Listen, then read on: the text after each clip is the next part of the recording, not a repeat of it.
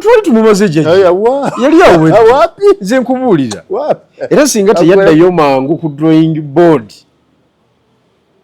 kubanga jjajja yaddayo n'anyiga amapesa n'agamba ono Kyagulanyi ono avudde wa.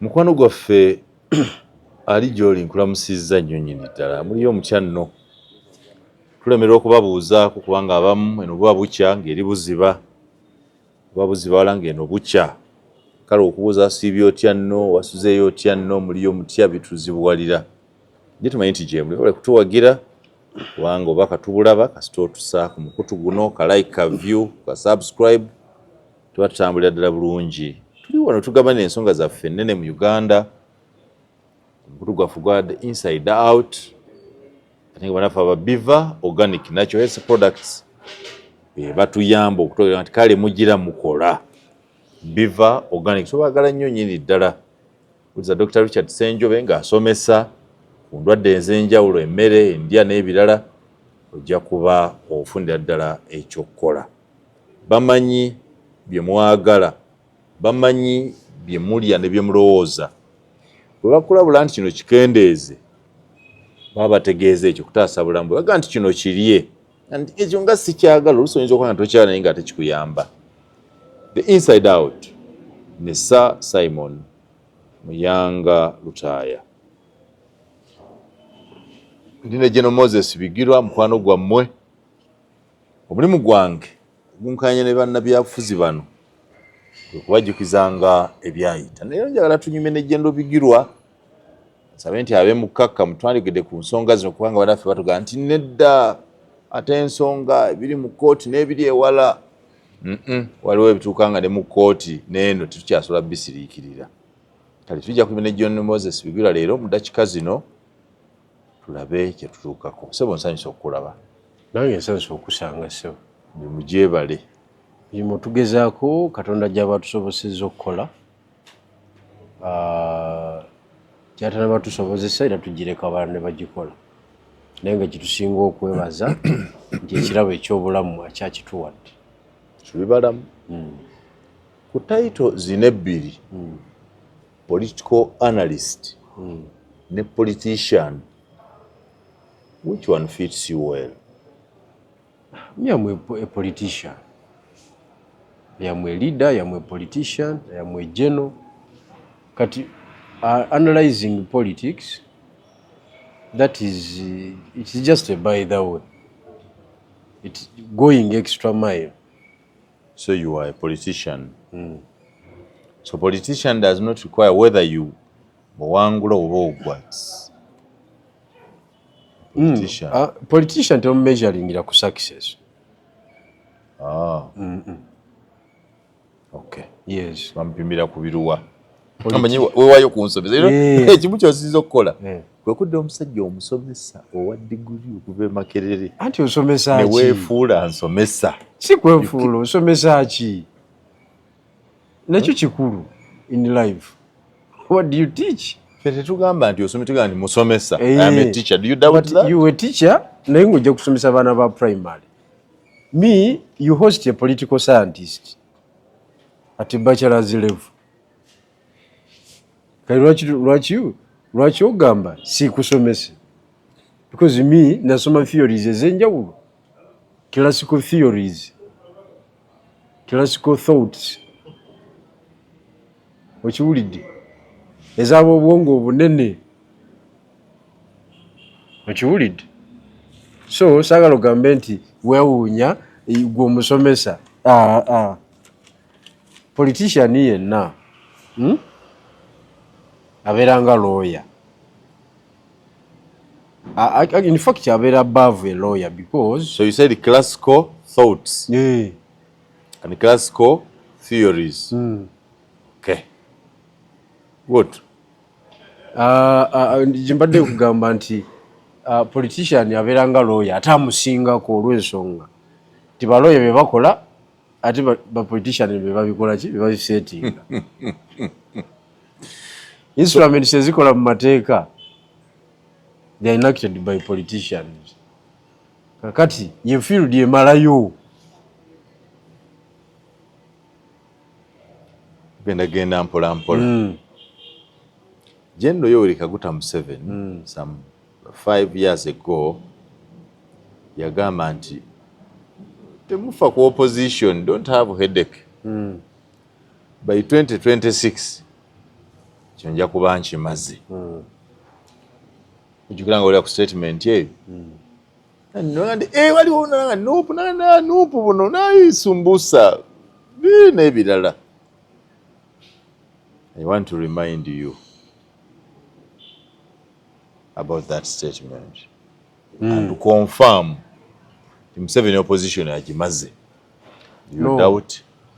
No, ekyo sikanya naawe okuginafuya because yo mulimo gwe, it is to weaken the opposition, To eliminate. if need be to eliminate. Okay, To eliminate.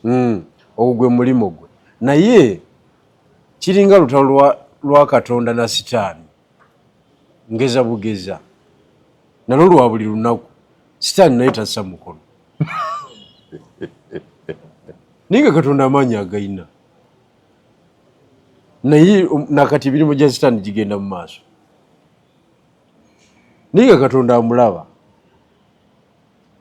Okitegedde? So kakati government Next time yetawangula. God wins all the time. andi kakati naye taggwaawo kati ne Yesu kenyini ayinza okuba ekimugana okudda ku nsi ng'alengera sitaani nti yeeyongera amaanyi nagasina galinnyayo wansi eyo nteebereza buteebereza sigaye nti kituufu Sebu Yesu akomawo olokoka vumbi. anti wakayitamu emyaka 10 manyi okuteega ekintu emyaka 12 bw'okimanyi 2026 kyaba atya ku nsi oba okimanyi gwe. The politicians here. Yes, you're interpreting power and its consequences.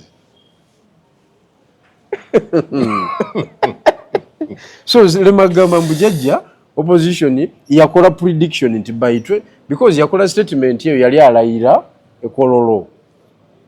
It was 2016. Era omukolo ogwo n'abazungu yabanafuya ne basituka ku mukolo ogwo ne bagumulekera. Yali 2016. Naye nga yali abaze FDC. Nti tatuuka nayo 2021. Yagamba opposition. Anti FDC yali leading opposition by then.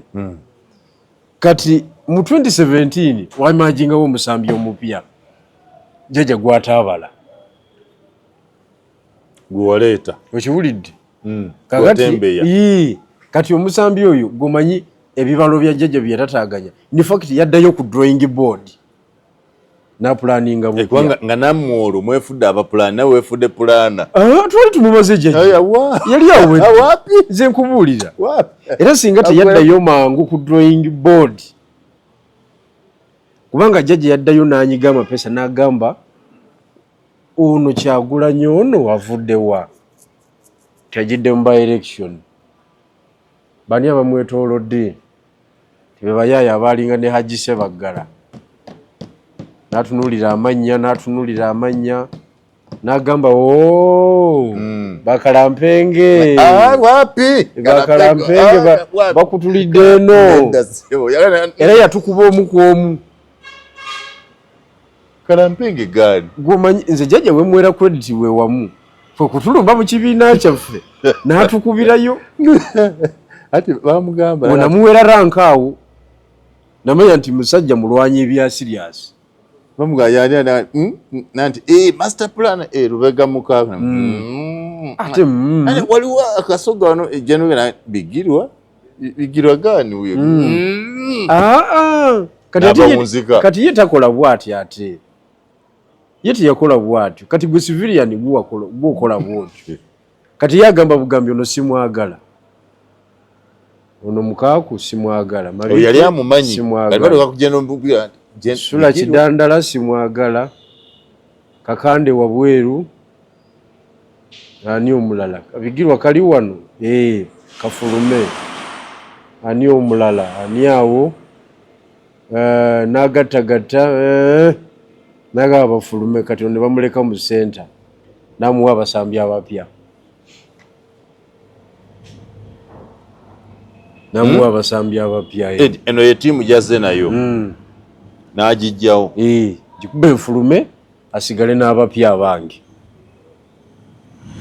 kuba ye yali ajjukira bwe yali rekruitinga agisebaggala teyalaba Maanyige naye yeebuuza agisebaggala yajjangawo amaanyi gaalinga mu ttiimu yali ekoze ki bano abayaayi be baasetinga nga agira akola activities enzibu n'ateeka ku bunkenge kuba Gen Museveni yatyamu Haji oyo bw'ogiyita ttiimu oba ogirungiyiza ga nti akakundi kabayaye kano kava ludda wakano kati goyinza okwayita akakundi naye yagamba nti bano abayaaye bwe mbakkiriza ate bakwatagane nono Ganga Star Ghetto Gladiator avudde mu bayaaye okiwulidde wano siriiwo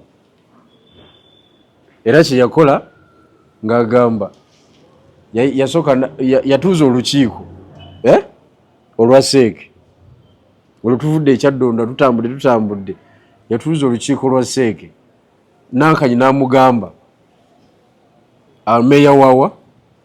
meya wa Kampala Central Salimu Uhuru asituka awanika omukono ng'agamba Mr. President n'otuswaze Kampala bw'otyo nze meya w'ekibuga Musemakati ndi memba wa seeke naye sebo attention ogiwa ba full figure attention ogiwa ba Catherine Kusaasira attention sebo ogiwa baani babuchamani okiwulidde n'agamba soko osirike mwe temumanyi bya bufuzi babadde bantwala abayaayi babadde bantwala abo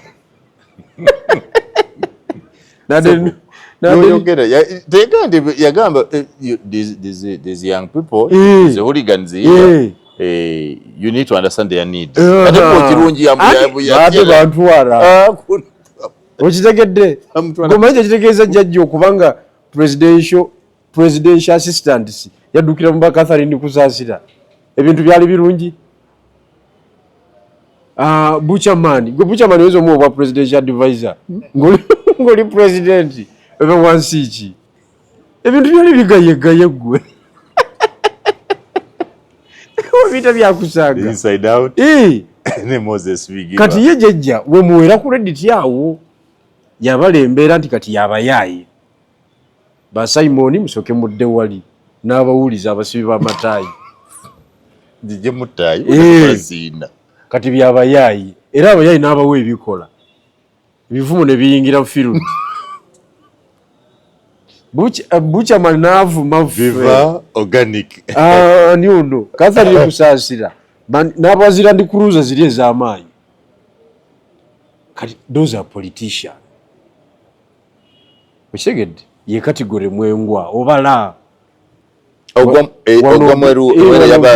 yaba Buchaman mwogu okubala level jajja kwabali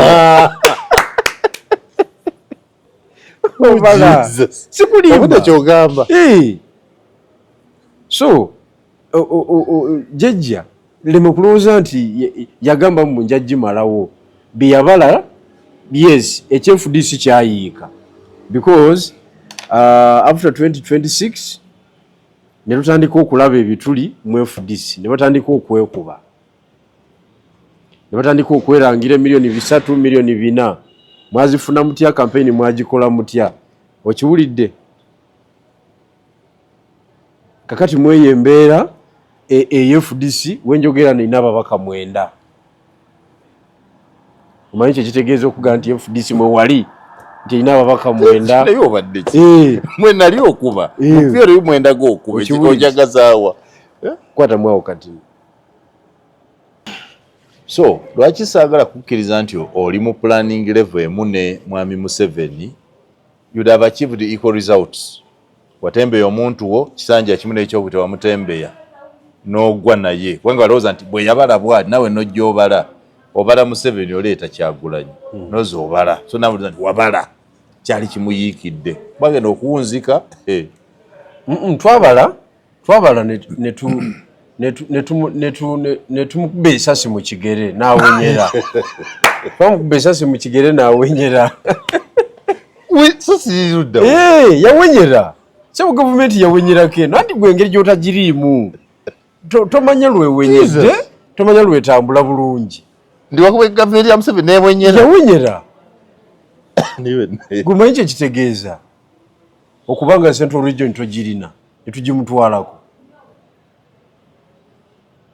osagana okusaaga nga Central Region eronze etegera kyeronda did they understand what they are voting for? Ekikulu bagikututteko so we achieved that kati ye womweramu credit eriyemu nti yadda wansi yamira omukka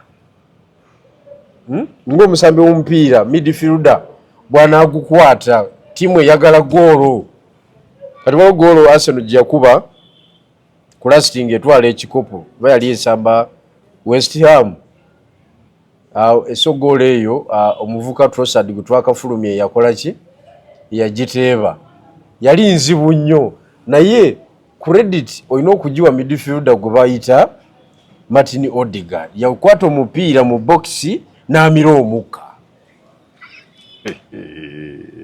omukka naga tukoze tutya dakika ya 92 goolo etuwa ekikopo n'amira omukka n'agonda ebigere n'aguwa akasajja ne kamaliriza mu goolo mu boxi ya opponent naye nga oteekwa okuba nga oli wa kitone kyamaanyi nnyo okumanaginga that situation kati ne General Museveni bwe yamala okutuula wansi n'astadinga n'agamba bano abayaaye bwe nduma obudumi sijja basobola n'amira omukka n'afuna strategy naga kansooke mukube musuuza abamwetoolodde muwa abange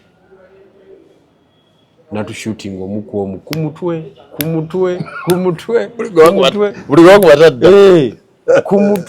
bampuuga bonna tebaawona kize kiranda eno paka mu basegona okiwulidde kati eyo strategy yajjajja bw'owuliriza bw'oti okiwulidde naye onoga nti yawenyera Uganda emu region zinnya mwatwala Central mu West nga muli ku 0 mu Eastern mwafunayo omu Northern nga muli ku 0 aba awenyeddewa oba tolina Central oba owenyera kubanga oyita ojokwe bali I mean mu 79 bantandikira awo UNLF yawamba Masaka nga tinawamba government yawamba Mutukula nga tinawamba government yamala tuuka Mpigi Kampala Wakiso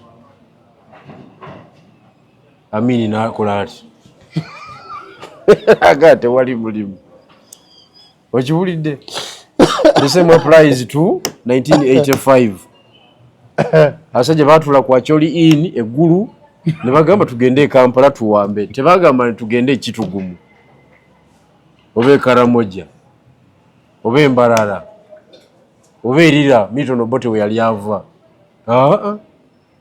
titokero olutwa ne banne bagivuga bajja Kampala era bwe batuuka e Kampala ne bamenyamenya buli kintu ne bakwata ekintu Radio Uganda yabalangirira ne bagamba ffe tuliwo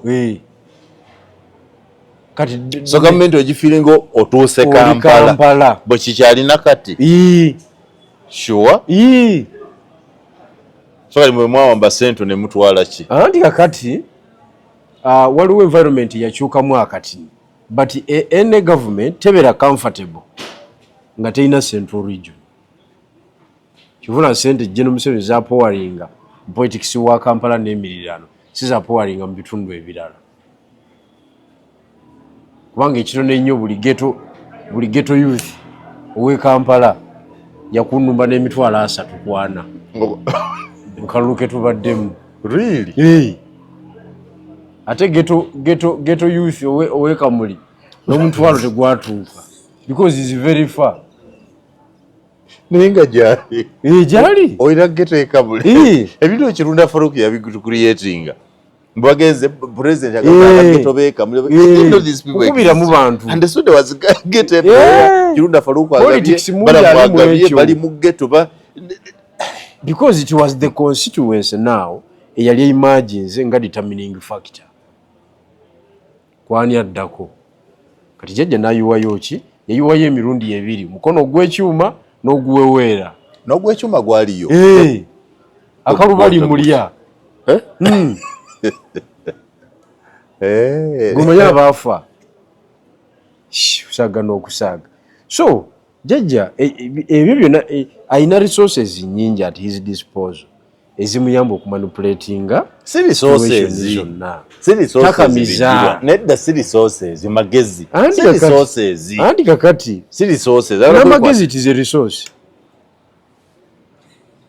Obadde okirabidde? No, it is a resource. Bade mayogamba finance. Anti kakati resources bwe kugamba resources I'm talking about a combination of factors. Okay. Financial and non-financial resources. Okay. Gali. I am a teacher. You were a teacher? Yes. But you're talking with a political scientist. Confirm I'm a teacher. It's important. Are you anti grade 3 teacher? She's a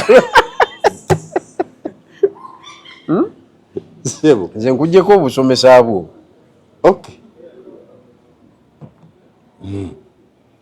So kyowakanya nti Museveni tannakuba opposition kugimalawo. Having made all this analysis that you have made, beautiful as it sounds, do we still have opposition here? Kati wetutuuse ya opposition yene erabika ku lupapula nti abakulembeze baabo bakuŋŋaanye leero kiwedde eyagikubye leadership ey'olupapula leadership opposition ku lupapula leadership nti yiyo owekitiibwa gundi atuuse banange n'owekitiibwa gundi atuuse president w'ekibiina gundi atuuse eyagikubye era ina wagituusiza mu kuginafuya kati gyatanaba kukuba kumaliriza yeruwa gy'emitima gy'abantu nedda ssebo opposition y'emitima gy'abantu obukadde 3,700 oba bannayuganda buli omu akakasa nti akafunye akakadde ka nsimbi akalamba totaling to 3.7 trillion money mu PDM. Kati ate gubona obala sente n'ogifula obuwanguzi gwe togendangako mu campaign MP n'aspeninga $1 billion n'afuna obululu obutawera 1,000 nedda ssebo I'm talking about $1 million shillings that enters a homestead and 10 people are beneficiaries to this 1 million. Kinti mu box bakuwa ati wabulabi obukadde 7 tewabulabi oba obululu tewabulabi. Yes, because waba yakainjectinga 3.7 million nafuna 7 million votes. So what ceremony? No,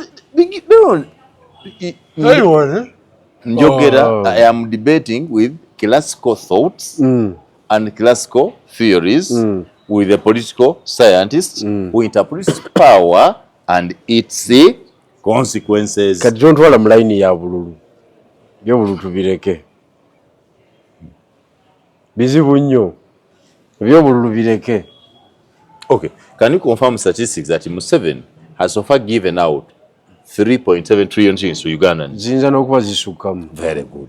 Do you also confirm that 3.7 million Ugandans have received that PDM money, whether in half or in totality? So is it a guarantee nti bamusupporting? To me, because I look at the outcome, goza buli atukibwako 7 million votes. Kyoga buli atukibwako omusaada oguvudde wa jjajja nti aba agize omusaada gwe buki. Omusaada gwe bubaka. Either in monetary terms. I want to confirm because obululu Museveni bwafunye nga agabye PDM tabufunangako. Is the only leader mfo kyokubanga akendera nga gwawo. Ebyobululu tubireke. Ebyobululu tubireke Simon. Bizibu nnyo.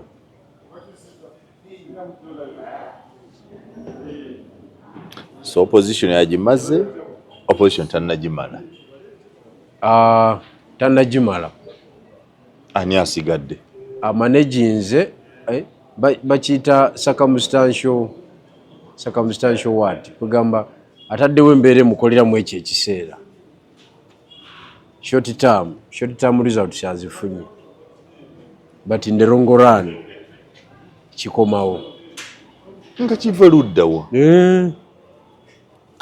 Bigirwa, we are talking about practical terms. Mbuulira kati kankubalire group mu UPC for all this time tulina Akena versus Walubiri. Equation not solved.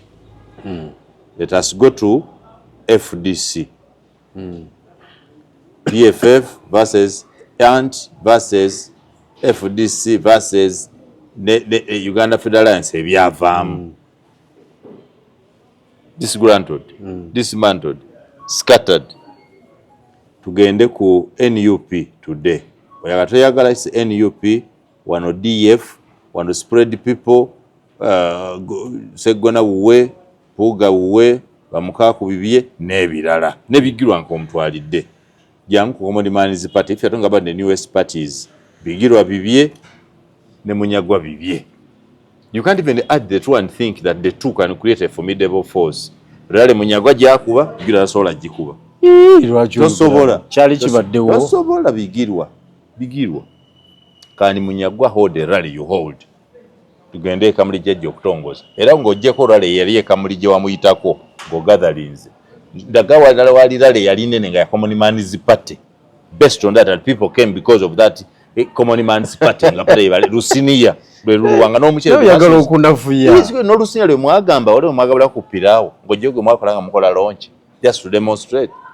Gwalala bakugamba twakola ekibiina kya kugabula mmere mwatuganda Lusinia kulya what have you ever fed us? Mwali mutu chiche wali mwadaba. Kabonero kati basi wakagaba mmeka. Bucyango ojja mu buyinza. Ebasi ezitambula wakagaba mmeka. Kale Costa tuveyo ku basi. Ng'ekibiina. Okay. Katuveyo. Kali kabonero. Njagala kulaga how you have been dismantled. Kakati DP joba weri anti kati jajja ngana yokati oliko ine ya rume gyaleka noba ne ya mawo yona jajja because sije mwe mubiko why do you blame jajja for this, for the confusion in the opposition ate olowozania a confusing jidi yateeka mukamulali obodolowooza byekola byokka bannange kati kankubuli does Museveni have time for Munyagwa and Bigirwa in Common Man's Party? Why not? Really? Njato nanga nti banne waliwo wano Munyagwa waliwo ne Bigirwa baina Common Man's Party. And that's why you are not in the government. You don't know. You don't know the relevance of different players. That Museveni can have a headache over Munyagwa and Bigirwa. Okay. Over Peter Walubiri and Jim Akena. Oba over this quarreling and UP people. Mulimu byenjo okwesigaliza ng'omusajja omukulu. These are consequences. These are consequences that Museveni is bothered by a Segona in a party, a Segona humbled. A Segona and a Mutekeke humbled by a ghetto gladiator. That Museveni can be bothered. That a simple ghetto gladiator dismantles all of you. Nasula Bigirwa eri, nasula Segona, nasula Mpugera. And Museveni is bothered? You think? Wekyogamba ezo operation zaali za Kyagulanyi. Goza Kyagulanyi yali akuba ba Segona bani bampuga. Alina obusobozi obwo. Goza Amasanzi yali agajja ku bibiro ki? Okuba abo. And you don't know to interpret this. Bano ba Segona ne Mpuga bakuwa bufutu soldiers wano nga tubalaba. Ne bubavuma ne bubaanika. Was that Museveni? Lindako. You need to interest yourself in the details. Ebintu lemabirabira kungulu. Bafutu soja kyogamba balina information ya parliament. Nti Mpuga alidde ebitaano. Classified information. Ozania ali privy to that information. Is it Museveni? Ani afuga information yeyo. Is it Futu soja? Is it Kyagulanyi? Bafutu soja tebagiina. Kyagulanyi asobola ogifuna. How? Wabanga system si yemuwadde how? kati emirimu gyonna egyakolebwa in the interest of destruction tezaali gya Kyagulanyi ng'omuntu. He was just a conduit. Okay? Bigirwa. Kubanga tukubala ku mukutu guno mpuliriza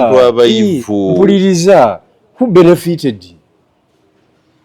Kubanga mu byobufuzi okutegeera ekintu kyovula waliwo theory eri egamba nti the end justifies the means. Okitegedde? Theory ya Nicole Machiavelli. The end. So who benefited in the destruction of Segona? Who benefited in the destruction of Mpuga?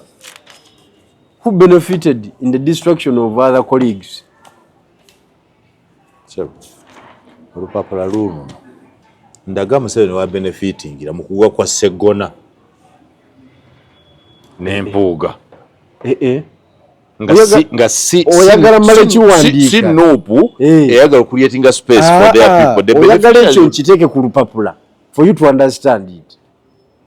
Omuntu asobola okumma Segona ticket n'agiwa mafias Walukagga tiketi y'obw-MP. MP agenda okukola amateeka. MP agenda okukola supervisory role ku babbi ba gavumenti ababbira mu mpapula ezisinga wano obungi. Namma Segona n'awaani n'awa Walukagga. Oyinza okuga nti Kyagulanyi alina obusobozi obukola ekyo yeka nga talina omukolo gwa jjajja teguliiwo. Tekisoboka naawe zisiri mujjega kweyo level. It is the politics of General Museveni. And the best way to defend yourself is to attack. Is this characteristic of how you do your politics? Destroying others. Museveni is not part of destroying others. If anything, yandibataza bavuddeyo babbetikame n'abazza. Museveni is a beauty of people. Can you answer my question? Who benefited? Ye kyembuuza waliwo ya benefiting oba tewali according to you? Waliwo ya benefiting. Yani ya benefiting mu kugwa Segona. Mweyo process ye NUP nga yejjeeko abagezi ebeere free okola buli kyeyagala. The Joel Senyuiza naawo bagaziwa Balubongo yabagaziwa. There is no opposition within their party. They are running their thing the way it is. Abantu biza procedures and health, the health of how it runs. Olaba ekyo kitutwala kuki gwe kyewenyumirizaamu? Is it a plus to the opposition? Oh, it's a minus. It's a minus. It's a minus, yes. If it is a minus, who benefits? But is it a plus? The end. Is it a plus to the NRM? No, was so much cash. Was so much Simon. No.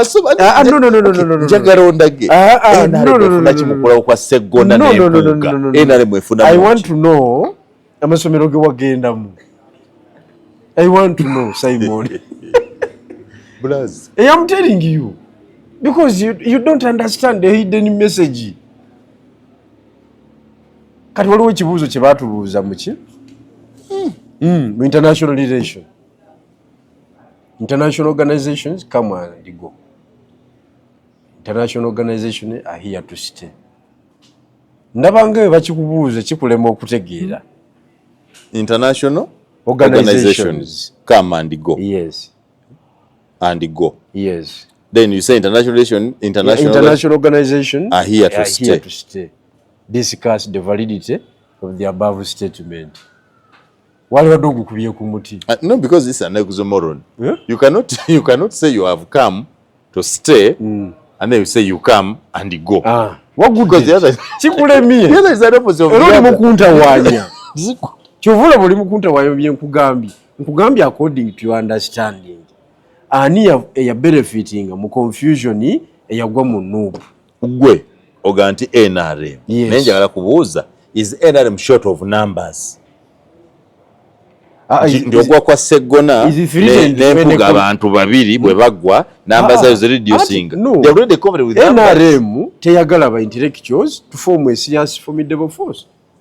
Why would they allow? Because Museveni knows the what? The impact of intellectuals coming together. Because naye yali agenda mu nsiko tiyagenda n'abasiru beerere. Mwalimu ba graduates. No ye etikabayivu. Etayinza nti ayina beesi. Ayina mwisha muntu. Ayina mayomba. Yagenda bayakukuba nakusuuza Segona n'agamba tambula ne Walukagga ajja kutuusa. Omuyita musiru. Museveni yabakubye sinkweza mwe. Saga n'okusaaga. The end justifies the mean. Oluzayi Museveni tayagala Walukagga. Walukagga bwanga ati ndiyingire naye. Yagaana. Ayinza okuba yagaana. Asobola omusayininga. But playing a different role. See a legislation. Abasigaze kuyimba. See a legislation. Abasigaze kole kuyimba. Because Museveni our butcherman oba presidential advisor n'abasirikale abamukuuma awa Catherine Kusasira presidential advisor tasobola Walukagga ate Walukagga is more super than the two, so he can work with him.